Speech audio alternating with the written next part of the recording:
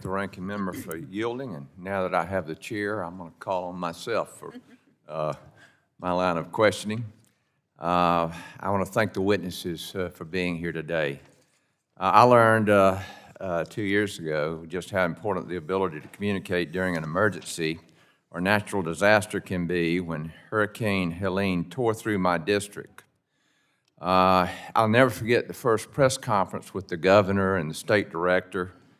And the first question the state director got was, where can people find out where we have shelter, food, and water? And he said, go to our website. We had no internet. I realized then Congress has got to do something. Since its inception, FirstNet has been an important resource for law enforcement and first responders in times like this, and considering its reauthorization, gives us an opportunity to examine its effectiveness and transparency.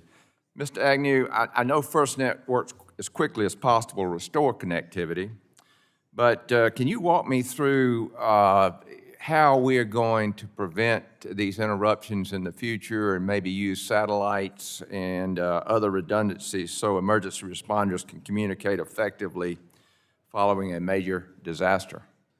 Thank you, Congressman, for that question.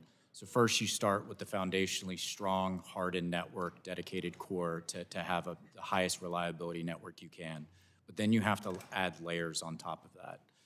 FirstNet, as you mentioned, with the Response Operations Group, have dedicated deployables or mobile cell sites that public safety can call out at any moment's notice. So if there is a challenge, it can be rectified quickly. We also provide equipment. First of its kind, first in this world, high-power user equipment, also known as mega range, 6 times more powerful than a cell phone, so it could extend farther coverage. So using that technology, and you mentioned satellite. It's going to be important. That's the next layer of being able to provide coverage either in white space or particularly if coverage has been compromised. We partner with many satellite companies, Inmarsat, and AST and Starlink. We've partnered specifically on direct-to-cellular capability with AST to deliver FirstNet service, as I like to say, in the sky, and so to provide that hardened redundancy. So think of FirstNet network as a layered network. Good, thank you. Mr. Dane, can you describe the current governance structure of the FirstNet Authority and how NTIA ensures its board's actions align with statutory requirements and public safety promises and priorities? Thank you, Vice Chairman. Under the current law, unfortunately, it's confusing as to different reporting lines as it's been discussed in our various statements. But we defer very closely to the board in making strategic decisions about technology roadmaps, budget decisions, reinvestments. And they receive that input themselves from the Public Safety Advisory Committee and across all the public safety groups and stakeholders.